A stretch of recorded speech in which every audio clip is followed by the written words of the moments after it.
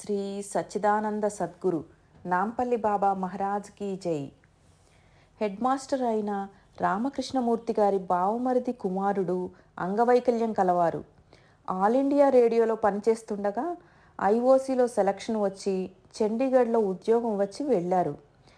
అక్కడ local non local అనే ఆందోళన వచ్చి వీరిని తిరిగి పాత డిపార్ట్మెంట్కి ఆంధ్రప్రదేశ్ వెళ్ళిపోమన్నారట. అప్పుడు వారు అక్కడి హైకోర్టులో కేసు వేశారట. 6 నెలలు గడిచినా ఫలితం లేక హైదరాబాద్ వచ్చి శ్రీ నాంపల్లి బాబా గారిని దర్శించి బాధను విన్నవించుకోగా బాబాగారు సరేనని తల ఊపారట.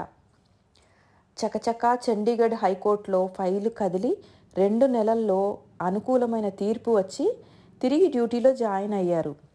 ఈ భక్తుని యొక్క అనుభవమే శ్రీ నాంపల్లి బాబా సర్వాంతర్యామి అనుటకు నిదర్శనం.